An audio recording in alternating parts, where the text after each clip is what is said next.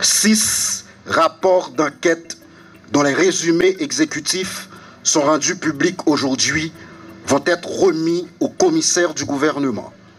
Il s'agit des dossiers de l'ancien directeur général de l'OFATMA, de l'ancien protecteur du citoyen, de l'ancien directeur de l'immigration et de l'émigration, des cadres de la direction de la DIE et des centres de réception et de livraison des documents d'identité et d'autres fonctionnaires dans les régions. Ils sont reprochés des infractions de détournement de biens publics, d'abus de fonction, de passation illégale de marchés publics, de prise illégale d'intérêt, d'entrave au bon fonctionnement de la justice, de concussion, de favoritisme, d'association de malfaiteurs, de faux et usage de faux en écriture publique et d'usurpation de titres. Ces faits graves qui contreviennent aux valeurs sociales protégées ont été minutieusement documentés par nos enquêteurs aguerris, professionnels et compétents. C'est le rapport sur les missions officielles de l'ancien protecteur du citoyen, Renan Edouville, pour les exercices fiscaux allant de 2019 à 2024. Le rapport d'enquête sur les contrats de restauration conclu par l'ex-directeur général de l'OFATMA, Carl François. La suspicion de corruption dans la direction de l'immigration et de l'émigration pour la période allant de septembre à décembre 2024, qui concerne particulièrement l'ancien directeur Stéphane Vincent. Réalisation des frais supplémentaires exigés des demandeurs de passeport pour la période allant du 1er janvier au 31 décembre 2023. Et les deux autres rapports sont des rapports régionaux.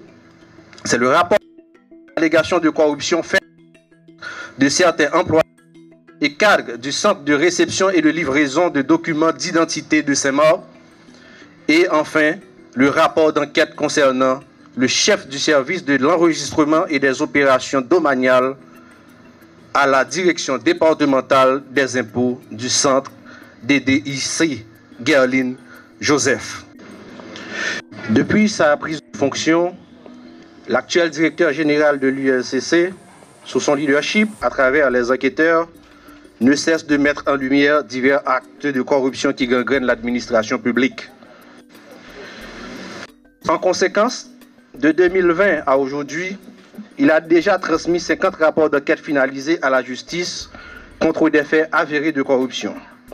En ce sens, nous invitons le premier des enquêteurs, M. Hans-Jacques Joseph, dans ses propos de circonstance. Un reculement démocratique inquiétant, une instabilité institutionnelle préoccupante, une crise sécuritaire étouffante, une situation humanitaire déshumanisante.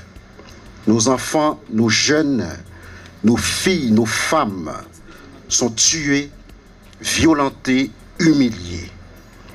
Malgré ce tableau noir, triste, sans pitié, les opérateurs de la corruption continuent de multiplier les stratégies dans quasiment toutes les sphères de l'État afin de piller, de détourner, de saigner le trésor public avec le même cynisme et la même arrogance que les bandits armés.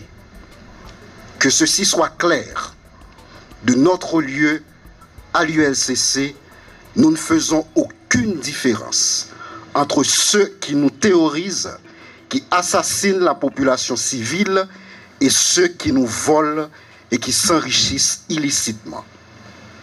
Aujourd'hui encore, l'unité de lutte contre la corruption, cet organisme transformé et vivifié, assumant avec courage et impartialité son rôle, droit dans ses bottes en tant maître et comme de fait, mais devant leurs responsabilités des agents publics, des hauts fonctionnaires qui ont porté atteinte à la probité, à l'éthique, commettant sciemment des actes de corruption.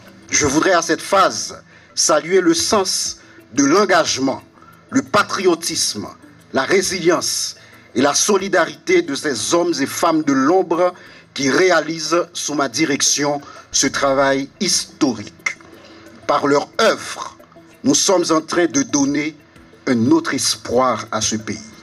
Ils font partie de ce groupuscule qui brandit très haut et avec fierté l'honnêteté et l'intégrité dans la vie publique.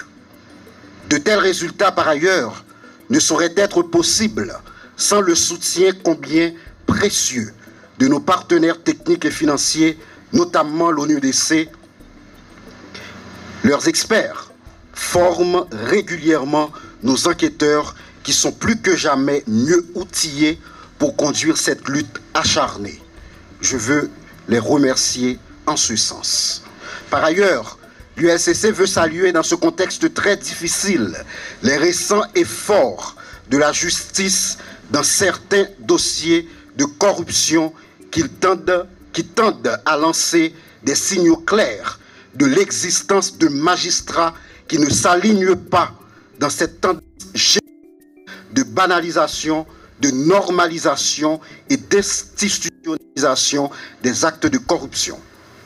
Que jamais nécessaire que ce bras technique mais autonome que nous sommes pour la justice, qui doit certainement rester indépendante, soit plus sollicité, car ce domaine est complexe et spécialisé. C'est d'ailleurs en cette compréhension que l'État haïtien a créé l'unité de lutte contre la corruption. Par ailleurs, je note avec espoir la publication récente du décret portant création du pôle judiciaire spécialisé qui traitera des crimes financiers. Je porte aussi l'espoir que ce pôle sera rapidement rendu opérationnel.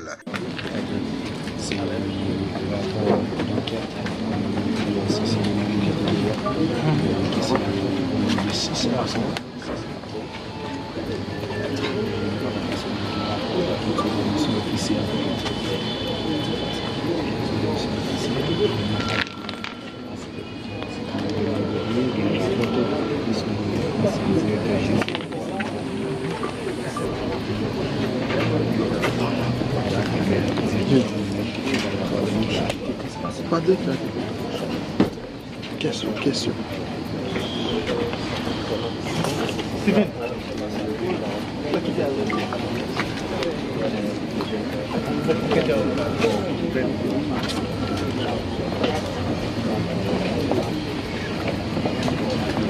Ok, faut qu'on y arrive. On va prendre une ligne.